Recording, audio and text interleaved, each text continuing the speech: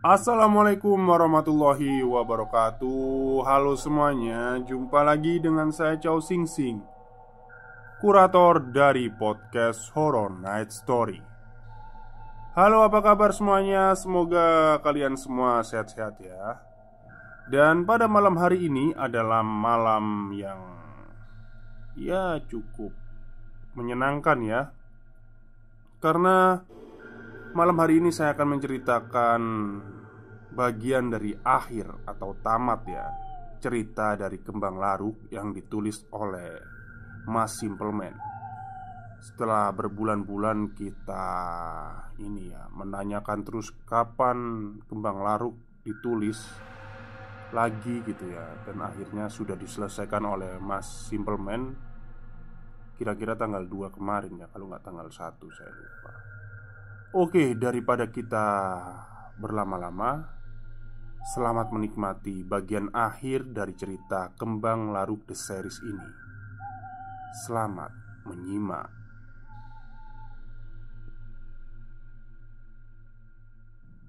Rizky pun lari tunggang langgang, berputar arah sambil melihat rombongan itu mengamatinya.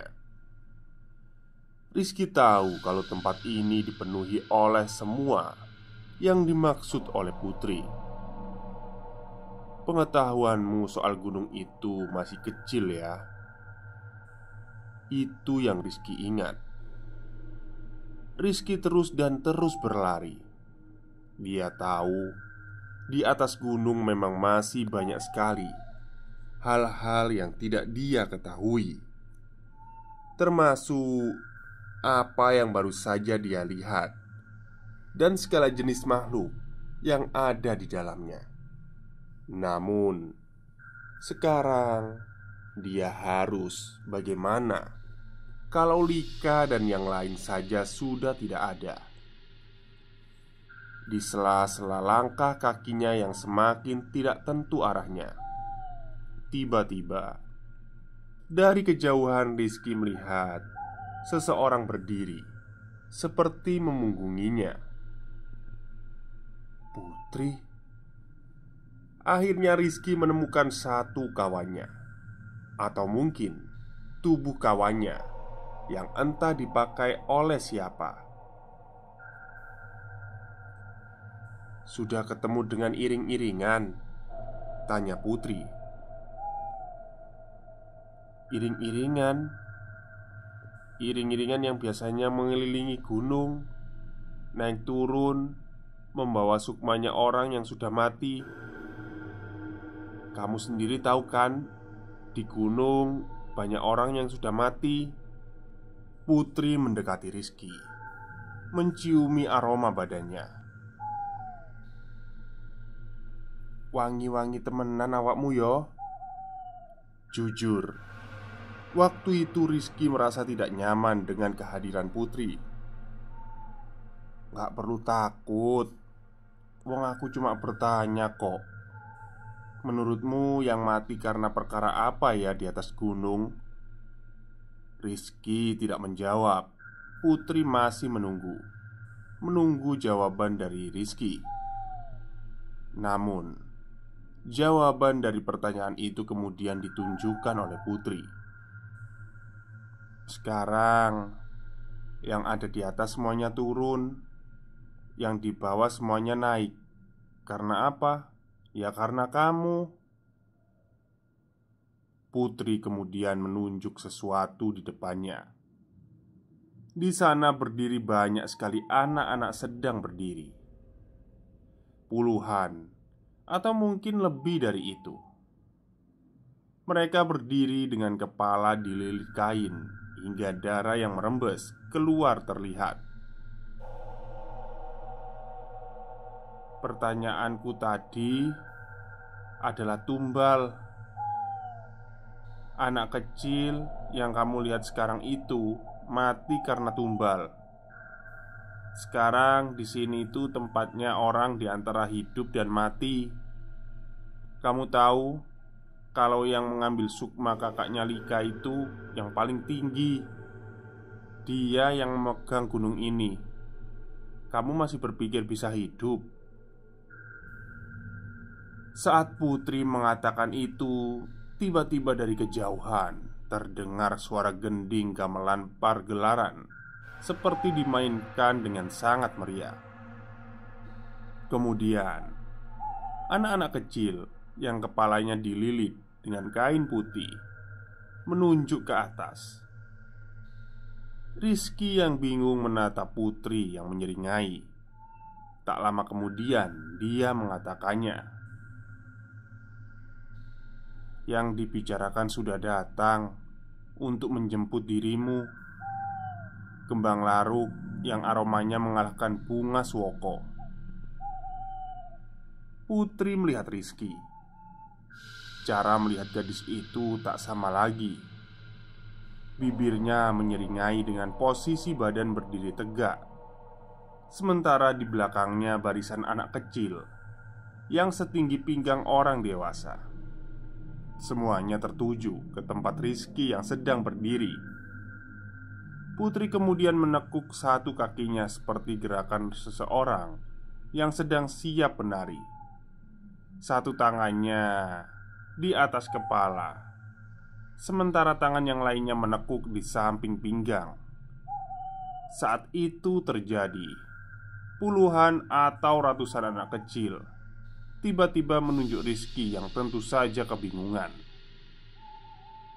Aroma yang belum pernah Rizky cium tiba-tiba saja muncul sekelebatan. Dan itu adalah aroma yang sama seperti aroma pada selembar kain yang diberikan oleh Lika. Sepertinya Rizky tahu kemana dia harus pergi. Ya, semua pemandangan mengerikan itu seperti merujuk pada satu hal. "Mau pergi kemana nak sekarang?" kata Putri. Suara gadis itu sudah berubah total. Kali ini terdengar tipis tapi terasa begitu mengancam. Putri menggedek-gedekkan kepalanya. "Dari awal, kamu itu seharusnya jangan mau naik ke atas gunung, nak. Karena Dari ujung mata Putri keluar sesuatu seperti cairan berwarna merah kehitaman. Putri juga menunjukkan gigi-giginya yang terlihat saling bergelemetak. Darah keluar dari celah-celah gusi. Yang sudah naik, apalagi kalau sudah membawa kembang laruk, pasti nggak bisa pulang." Putri tertawa. Ekspresi wajahnya seperti seseorang yang sudah kehilangan akal. Rizky juga merasakan ada hal yang ganjil dengan tubuhnya. Bagian daging gadis itu seperti menyusut sampai sela-sela tulang di bawah lehernya nampak menonjol. Ada sesuatu yang terjadi pada gadis itu. Hanya Rizky tidak tahu apa itu. Tapi yang paling gila dari semua itu adalah Putri kemudian menggaruk wajahnya. Ia terus menggaruknya. Awalnya hanya garukan kecil, sambil terus tertawa seperti orang yang sudah sinting. Semakin lama semakin keras, hingga muncul warna kemerahan di kulitnya. Tapi Putri terus menggaruknya, menggaruk terus, hingga tubuhnya mulai berdarah. Kini dia berdiri dengan leher yang kesusahan menahan batok kepalanya. Setelahnya barulah tawa itu pecah dan Putri memuntahkan seonggok daging keluar dari mulutnya. Tak hanya itu, tapi berkali-kali, dan setiap kali benda berlendir itu keluar, anak kecil yang ada di belakangnya seperti membentuk gerakan tangan orang yang menyembah. Rizky yang melihat itu bingung antara apakah dia harus lari atau membantu Putri yang dari ekspresi wajahnya nampak sedang putus asa. Tapi seiring apa yang dilakukan Putri, Rizky menyadari sesuatu. Gerak-gerik mata Putri diikuti lehernya yang mulai kembali normal. Gadis itu seperti memberi tanda Rizky agar segera meninggalkan tempat ini. Hanya saja Rizky masih bimbang untuk melakukannya. Saat itulah Rizky kemudian melihat masing-masing dari dua jari Putri merogoh masuk ke dalam mulut. Sementara mata Putri melihat ke atas, tersiksa. Ada sesuatu yang dia ambil, sesuatu yang paling dia ingin keluarkan. Sekujur pada bagian leher menunjukkan urat yang menonjol. Rizky bisa melihat jika gadis itu kesakitan. Gadis itu benar-benar tersiksa dengan sesuatu yang sedang dia pikul. Sementara sesuatu berwarna hitam panjang dan menyerupai sulur rambut mulai terlihat. Tapi sebelum Rizky tahu apa itu, Rizky dikejutkan dengan sesuatu yang menyentuhnya. Rizky menoleh, mendapati jika satu tangannya digenggam oleh tangan kecil dari salah satu anak itu. Entah sejak kapan dia sudah ada di sampingnya. Rizky terhenyak sepersekian detik sebelum anak itu tiba-tiba membuka selembar kain yang menutupi kepalanya, sembari berujar, "Lari, lari, Doso sudah datang." Rizky menjerit saat melihat kepala anak itu, yang mana batok kepalanya terbelah tapi tidak terpisah. Satu mata anak itu sudah hilang. Rizky seketika merinding.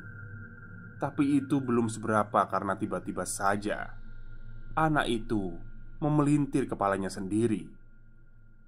Ya, Rizky melihat bagaimana leher anak yang masih kecil itu memutar dengan sendirinya, hingga tulang yang ada di bawah leher menyembul keluar. Dan itu terjadi karena sesuatu yang ada di belakang Putri. Benar, Rizky melihat dari sudut mata yang pada saat itu Putri sedang bersimpuh. Putri tertawa, tapi bukan suara tawa seperti tadi. Suara tawa yang seperti meremehkan. Bukan meremehkan Rizky, tapi meremehkan sesuatu yang lain. Di sana Putri juga bicara meskipun suaranya sedikit tertahan. "Jangan lihat, jangan lihat. Kalau aku bilang lari ya lari." Rizky hanya bisa mematung sembari menelan ludah. Dan suara itu timbul. Rizky tahu ada aroma yang seperti aroma badan saudara Lika. Hanya saja tersamar dengan bau lain. "Gak apa-apa nak, aku kan yang dicari." Suaranya jauh lebih mencekam dari suara apapun yang pernah Rizky dengar. Suara seperti wanita tapi sedikit lebih berat. Rizky sebenarnya ingin melihat bentuk dan wujud dari sosok itu. Dia bilang dia Rizky yang cari, atau Lika yang cari. Putri masih tertawa getir sebelum kemudian menangis sesenggukan. "Salah, Rizky salah," kata Putri saat Rizky tidak bisa melihatnya karena sosok itu masih berdiri di belakang Putri. Ia berujar meskipun tidak tahu pada siapa dia sedang bicara. "Semua yang ada di atas ini ternyata memang tidak boleh dilihat oleh manusia. Di atas gunung itu berbeda dengan di atas sana. Ini berbeda dengan tanah biasa. Sebentar lagi, sebentar lagi." Rizky kemudian melihat anak kecil yang memenuhi tempat ini. Masing-masing dari mereka mulai bergerak. Satu tangan mereka mulai di atas kepala, sementara suara tangis Putri masih terdengar meskipun semakin lama semakin lemah. Saat itulah Putri kemudian menjerit, dan dari sudut mata Rizky, Putri menoleh ke belakang. Itu juga menjadi bagian akhir sebelum Rizky berlari meninggalkan tempat itu. Tanah, pohon, langit, semuanya terasa hambar, dan Rizky sempat melihat wujud kepala wanita tanpa wajah itu. Rizky menembus apapun yang ada di depan. Yang ada di belakang tadi memang tercium seperti saudara kembar Lika. Tapi yang tidak disadari aromanya berbeda dengan yang sekelebat lewat tadi. Rizky berpikir, jika yang di belakang bukan yang benar-benar dia cari, tapi bagaimana bisa aromanya nyaris mirip. Saat itu Rizky teringat dengan apa yang dilakukan oleh Andris kepada Putri. Apa mungkin sejak awal Andris salah bubat? Putri salah membawa siapa yang seharusnya dia bawa. Tapi di tempat yang nyaris selalu membuat sekujur badan Rizky merinding, dia kemudian melihat sesuatu yang lain di depannya. Sesuatu yang sedang berdiri di samping pohon. Sosok itu bersandar tangan pada pohon di samping tanah yang menapak naik. Rizky terdiam sejenak sebelum menyadari celana yang dipakai oleh sosok itu. Rizky pun mendekati, melihat lebih dekat. Sosok itu bertelanjang dada. Rizky terus mendekat karena jujur dia sudah terpisah jauh dengan anak-anak yang lain. Apalagi Putri juga bernasib seperti itu. Jadi tidak ada yang tahu lagi apa yang harus dilakukan. Ia pun mendekati sosok itu. Nafasnya nampak memburu, dan dia membelakangi Rizky. Selangkah demi selangkah Rizky terus mendekat. Dari cara berpijaknya, Rizky merasa mengenali. Dan benar, dia tahu sosok asing itu. Tidak salah lagi, dia adalah Priyo. Bagaimana mungkin pada akhirnya Rizky bisa bertemu lagi dengan Priyo? Cepat-cepat dia mendekat, dan sosok itu nampaknya menyadari kalau ada yang sedang berlari mendekatinya. Anehnya, Priyo tak kunjung berbalik. Dia baru menyadari kehadiran seseorang saat Rizky mulai menepuk bahunya. Dan saat wajah sosok yang menyerupai Priyo itu menoleh menatapnya, Rizky seketika terhenyak diam di tempatnya. Karena Priyo rupanya sudah kehilangan matanya. Ku ambil mataku agar Jawi gak mengejarku. Ah ah ah ah, ujar Priyo yang kemudian tertawa terbahak-bahak. Dulu, orang-orang saling membicarakan cerita pendakian ini. Berawal dari satu mulut sampai ke mulut yang lain. Mereka bilang yang naik 6 orang, tapi yang turun hanya dia saja. Priyo tahu yang ada di dekatnya adalah Rizky. Meskipun pemuda itu belum mengatakan apapun, Priyo dengan tanpa bola mata benar-benar terlihat mengerikan. Maksudnya orang macam apa yang bisa melihat?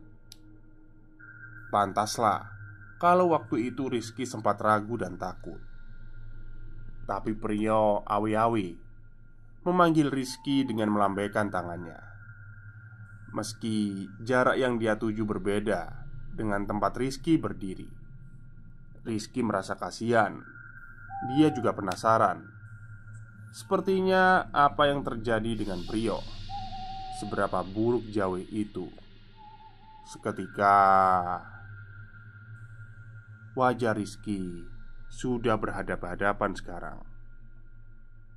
Saat itulah pemuda itu meraba-raba wajah Rizky, seperti memastikan sesuatu dengan nafas tersengal-sengal. Prio mengatakan, "Lari mas, lari. Kamu gak tahu doso itu kayak apa. Aku salah. Aku sudah salah nuruti Lika." Rizky tentu saja bingung dengan maksud ucapan Prio. Kenapa anak ini tiba-tiba berubah sikap? Kenapa dia menyuruhnya lari? Kalaupun lari harus kemana? Banyak sekali pertanyaan yang sekarang berkumpul di kepala Rizky. Sebelum dia mengatakan sesuatu yang membuatnya terkejut. Dari awal, Lika itu sudah ingin mati. Kamu, aku, dan yang lain sudah dibohongi sama anak itu. Nggak ada keinginan dari anak itu pengen nolong saudarinya. Murni hanya ingin mati. Tapi bapaknya masih memasrai sesuatu kepadanya. Ini mati ngajak-ngajak orang. Rizky semakin bingung. Kemana arah pembicaraan Prio sebenarnya? Kenapa sekarang orang yang paling pendiam lebih banyak bicara? Tapi Rizky tidak bisa membuang perasaan simpati melihat kondisi kawannya itu. Sudah, sekarang kesinikan tanganmu. Ayo, kalau memang harus pulang, mari kita pulang. Aku sudah terpisah sama yang lain, ujar Rizky mencoba membopong tubuh yang lebih besar darinya. Tapi Prio benar-benar seperti orang yang sudah sinting. Meskipun dia mengulurkan tangannya dan membuat Rizky harus menahan bobot tubuhnya, mulutnya tidak bisa berhenti meracau. Dia terus berbicara hal-hal buruk tentang Lika, tentang kenapa dia mau dibodohi anak yang lebih muda. Dari sekian banyak kicauan dan omong kosong yang keluar dari mulut Prio, Rizky kemudian tertegun saat Prio menyebut kalau sejak kecil Lika diperlakukan buruk oleh ayahnya. Sejak kecil, saudaranya yang selalu disayangi dan dianggap anak. Bahkan Prio tahu sesuatu yang tidak banyak orang tahu. Satu rahasia kecil yang paling gelap dari latar belakang keluarga Lika. Tapi Rizky benar-benar tidak peduli. Maksudnya, dengan kondisi yang sudah terjadi, mendengar atau mengatakan hal-hal seperti itu, apakah masih penting? Yang harus mereka lakukan sekarang adalah cara untuk pulang. Hanya itu saja. Rizky tidak pernah tahu kemana dia harus pergi. Jadi, dia hanya membopong tubuh Prio di atas jalan setapak. Menahan bobot tubuh orang itu benar-benar menguras tenaga. Ketika sejengkal demi sejengkal tanah sudah mereka telusuri, saat itu juga entah kenapa Rizky terbesit pikiran tentang wajah Mbah Kung yang kali terakhir Rizky melihatnya. Orang itu nampak kecewa kepadanya. Pikiran Rizky tentang orang tua itu terus-menerus muncul sepanjang perjalanan. Sementara Prio, di balik keburukan nasib yang sudah menimpanya, dia masih meracau. "Kamu jangan mudah percaya sama teman-temanmu." Rizky seketika berhenti. Iya, dia mendadak berhenti dan merasakan jika Prio yang ada di sampingnya tampak berbeda. Entah ini firasat atau apa, Rizky merasakan sesuatu yang tidak beres. Rizky melihat satu tangan Prio yang tersampir di bahunya, melihat ruas jarinya, lalu menghitungnya satu persatu. Cirolupat Mo. Rizky tercekat. Dia pasti salah hitung. maka Rizky kembali menghitung ruas pada jari tangannya lagi. Ci, ro, lu, pat, mo. Oh, kan kalau ruasnya manusia normal itu kan 4 ya. Ini 5 gitu. Oke, lanjut. Rizky menelan ludah, lalu mendengar suara pria tertawa tepat di sampingnya. Rizky tahu dia tidak boleh melihatnya. Maka, meskipun suara yang ganjil itu terdengar di telinganya, Rizky membuang muka dan tangan yang ada di bahu Rizky lalu merengkuhnya erat sekali, sampai Rizky menahan sesak yang cukup sakit di bagian leher. Dia tidak boleh melihatnya apapun yang terjadi. Di lain pihak, Rizky juga tidak tahu cara melepas dari sosok ini. Yang hanya bisa Rizky gumamkan sekarang adalah namanya Jawe, Jawe, Jawe. Belum pernah Rizky merasakan keringat yang keluar dari keningnya terasa sedingin ini. Sekujur badan Rizky juga lemas. Di sudut matanya sebenarnya Rizky sudah sangat dingin melihat wujud sosok ini. Tapi bagian lain yang ada pada dirinya menolak. Dia takut akan terjadi sesuatu jika harus melihatnya.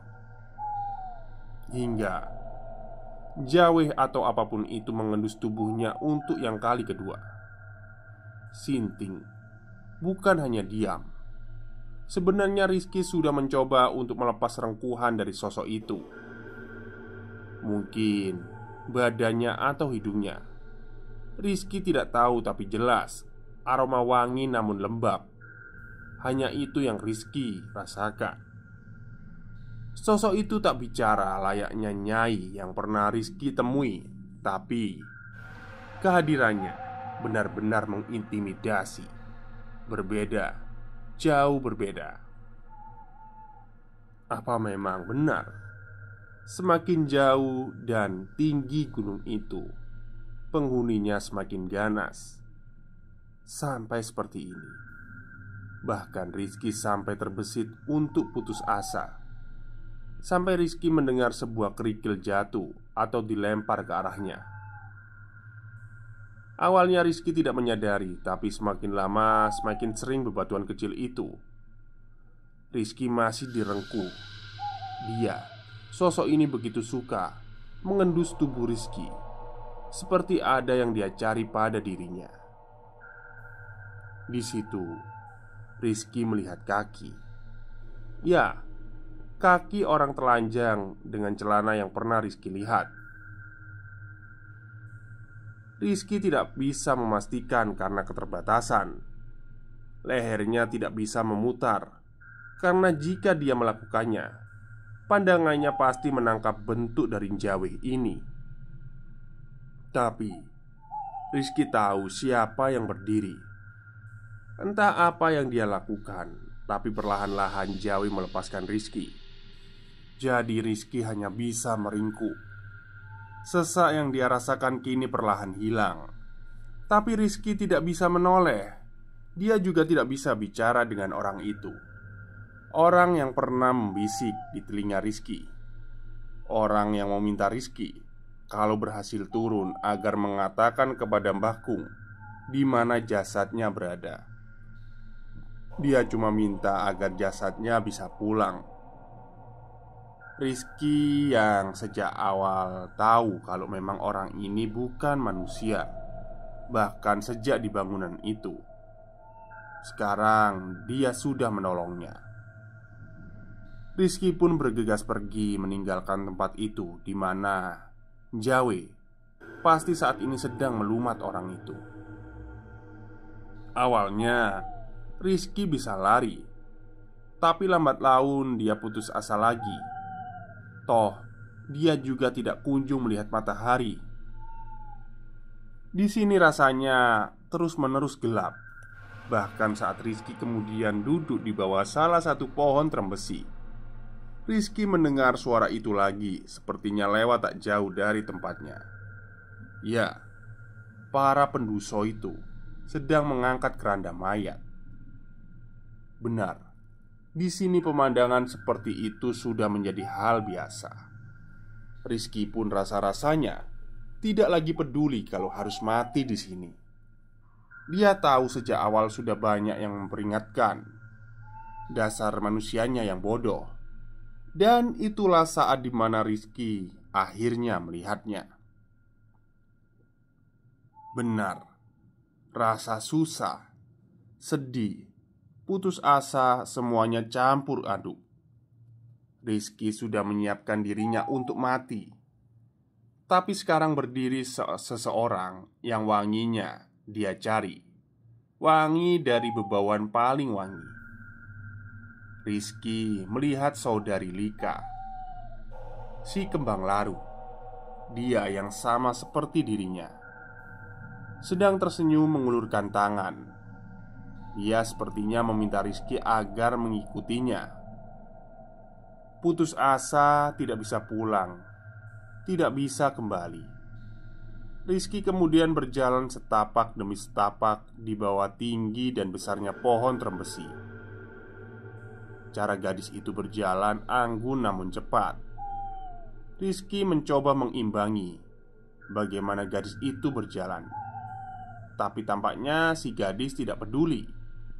Sesekali dia menoleh lalu tersenyum. Manis sekali.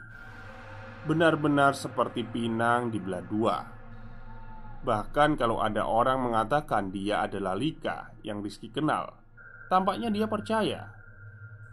Suara angin malam berhembus, jeritan tangis, suara-suara sumbang dari segala penjuru hutan mulai terdengar. Sosok yang menyerupai Lika itu berhenti. Berhenti di satu pohon yang memiliki sulur merambat. Dia duduk pada akarnya, menunggu Rizky mendekatinya.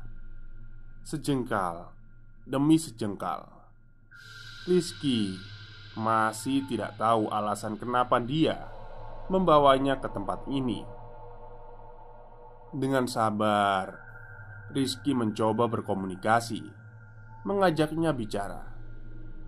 Tapi si gadis hanya tersenyum sembari menggelengkan kepala.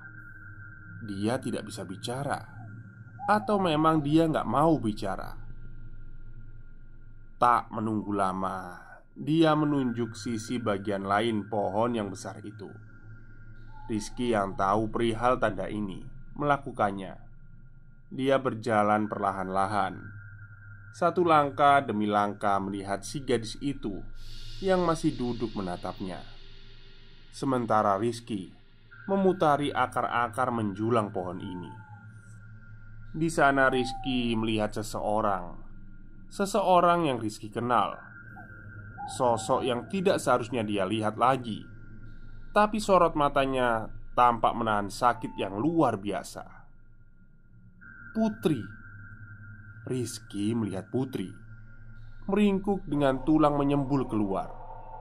Gadis itu, sekujur badannya seperti badan boneka. Tapi saat Rizky berniat mendekatinya, gadis itu menjerit, berteriak agar Rizky terus berjalan. Rizky hanya bergidik ngeri melihat kedua lutut gadis itu menonjol dengan darah segar yang menetes di atas tanah. Dia seperti orang yang terjatuh dari jurang dan menahan sakit untuk tetap hidup. Rizky kembali berjalan. Sekali lagi pohon ini cukup besar untuk menutupi bagian-bagian akarnya yang menyembul keluar, menciptakan rongga-rongga di setiap sisinya. Tak terhitung, Rizky mendengar suara menjerit, suara tertawa, suara menangis, semua campur aduk menjadi satu. Di sisi lain, setelah Putri, Rizky melihat seorang laki-laki. Tubuhnya gempal dengan kulit sawo matang. Rambutnya panjang keriting. Dia meringkuk membelakangi Rizky. Tak perlu menunggu waktu lama bagi Rizky untuk mengenali sosok yang sempat diserupai oleh Jawi, Prio. Berbeda dengan kondisi Putri yang tak seperti rupa manusia lagi. Akibat sekujur tulang di badannya, semuanya remuk dan menyembul keluar. Prio tampak baik-baik saja, kecuali dia hanya meringkuk tanpa baju, tanpa sepatu, dan masih membelakangi Rizky. Prio yang sekarang tak bersuara. Tempat Prio meringkuk duduk tenang sekali. Tak ada jeritan, tak ada tangisan, bahkan tak ada suara. Hening, hening sekali sampai membuat Rizky merasa tak nyaman. Tapi Rizky ingin melihat kondisi anak itu. Maka dia mendekat ke arah Prio yang sedang meringkuk sendirian itu. Nafas Rizky tersengal.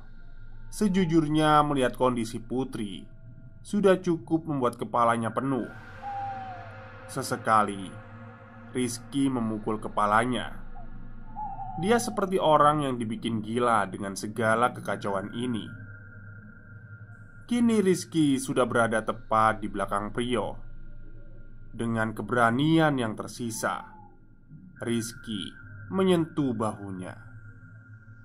Saat itulah Prio menoleh, melihat ke tempat Rizky sedang berdiri. Dan betapa tersentaknya Rizky saat melihat dari bagian pusar sampai ujung kening di bawah rambut. Semua yang ada di sekujur badan Prio rata-rata ada darah yang mengenang. Layaknya bayi yang baru bisa merangkak dan meraba, Prio menggerakkan tangannya berusaha menjangkau Rizky yang kelebakan. Rizky mundur. Sinting. Sebenarnya tempat apa ini? Rizky memukul kepalanya lagi. Dia tidak mau larut. Sementara Prio masih meraba-raba udara. Dia seperti sedang mencari di mana keberadaan orang yang baru saja menyentuh bahunya itu. Rizky pun mundur.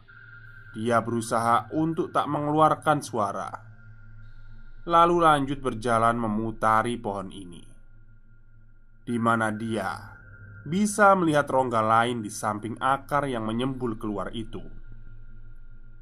Dan di sanalah Rizky kemudian melihat orang yang paling ingin dia lihat.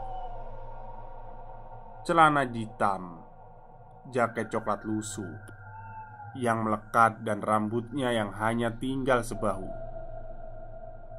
Meskipun dia dalam posisi meringkuk, Rizky bisa mengenalinya. Itu adalah Lika.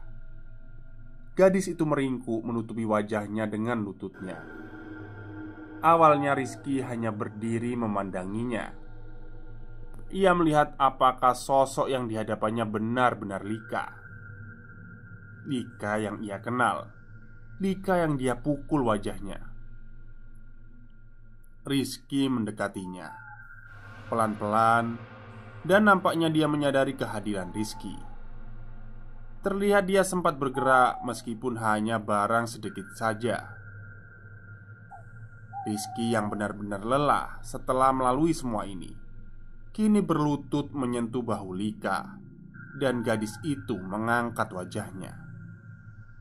Tapi sebelum Rizky melihat rupa Lika, sosok saudari Lika menahan kepalanya.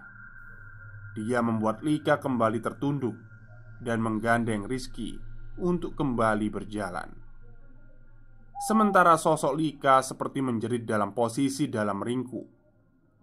Hanya saja suaranya nampak sumbang, tak begitu jelas. Ya, Rizky dituntun terus berjalan memutari pohon ini. Di sana, dia melihat sosok yang lebih terlihat seperti seonggok daging, tak bersisa.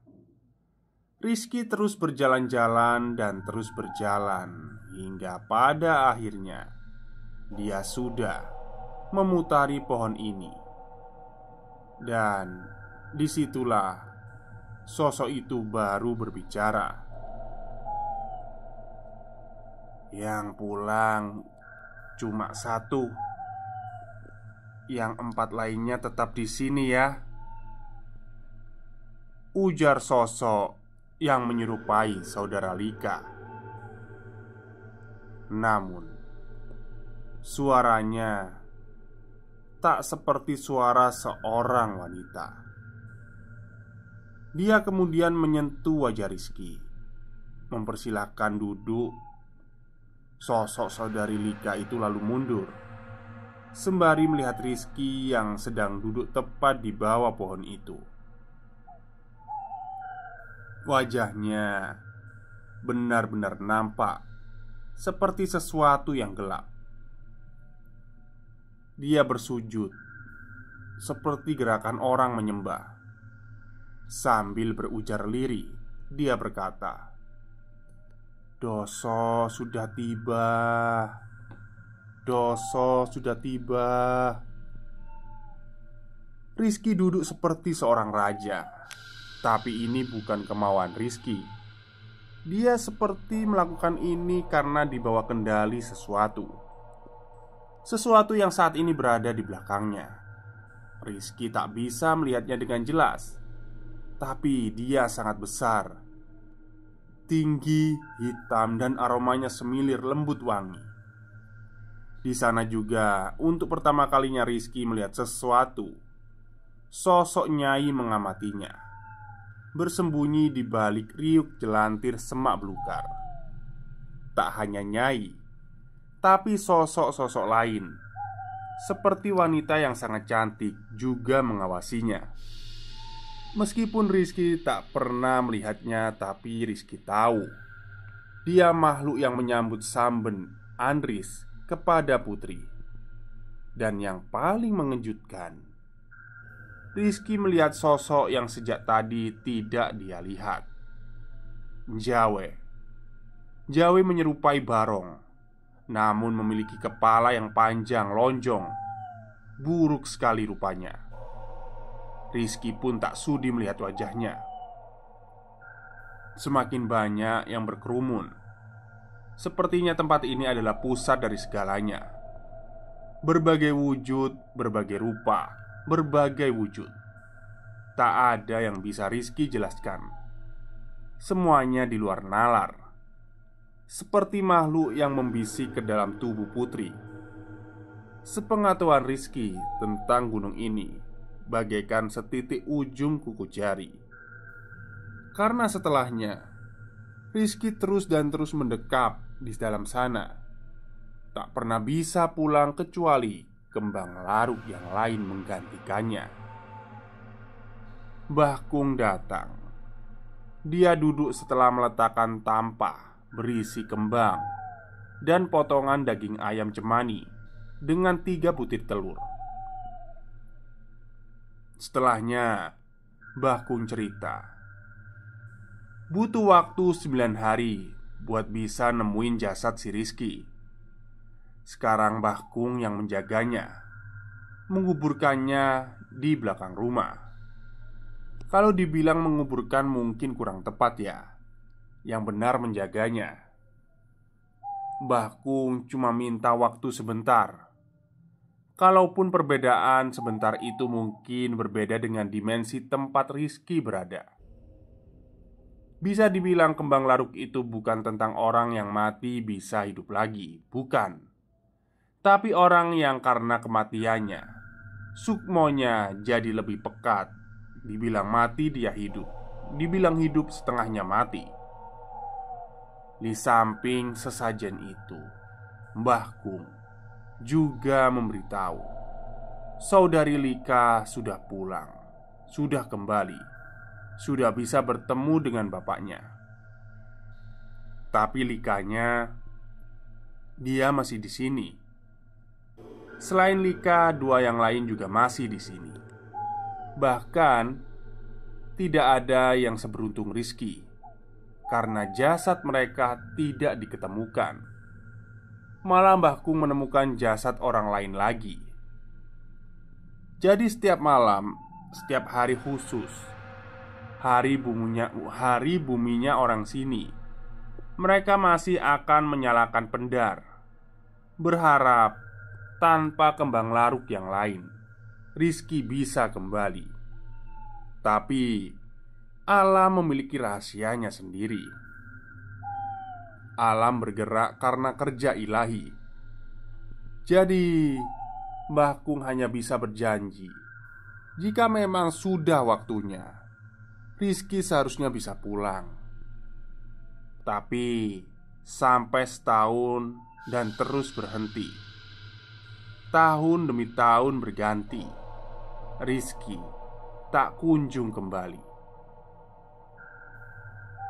Mbah Kung memeluk Koco, orang yang paling sering menangis di luar rumahnya, setiap kali datang dan melayat ke kediaman ini. Mbah Kung hanya bisa berpesan, kalau jadi manusia, jangan nambeng, jangan memaksakan diri. Nambeng itu gak bandel gitu ya. Karena sejatinya, yang lebih tahu seharusnya lebih didengar. Sejak saat itu, Koco hidup selayaknya orang yang benar dan tahu kalau memang di atas tanah gunung, hal di luar nalar itu memang benar ada. Mbah Kung juga sudah mengatakan bagian yang tak diketahui oleh Koco, sesuatu yang tak dia ceritakan dan biarlah menjadi rahasianya sendiri sampai di bawah mati. Yang bisa dia bagikan hanya di mana Rizky dan ketiga kenalannya berada, Lika, Putri, dan Prio. Dan bagaimana mereka tidak pernah bisa pulang terkecuali si kembang larut itu sendiri. Matur nuwun. Yaps, tangan saya sudah kram, lunas ya. Sampai jumpa. Buat yang mau dengerin ceritanya silahkan. Oke, itulah kisah singkat dari, bukan kisah singkat ya, kisah panjang ya. Kisah panjang dari Kembang Laruk, karya dari Mas Simpleman. Jadi akhirnya tamat juga setelah berbulan-bulan. Banyak juga yang menanyakan sebenarnya ya.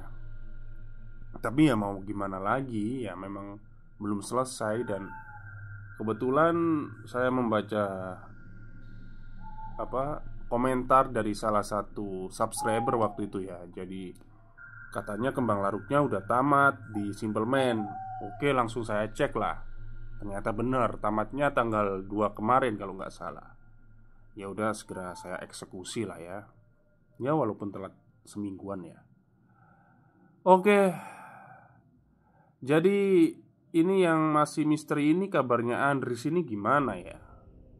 Kan ada Koco. Koco itu di tengah waktu mau ke atas itu kan si Koco sama Andris nggak ikut itu. Tapi nggak tahu sih, di ini nggak diceritain kabarnya si Andris. Dan bagi kalian yang memang mempunyai kelebihan atau dari sejak kecil mungkin punya fenomena alam yang pernah kalian alami, kalau diberitahu orang yang ngerti itu mbok ya nurut gitu ya.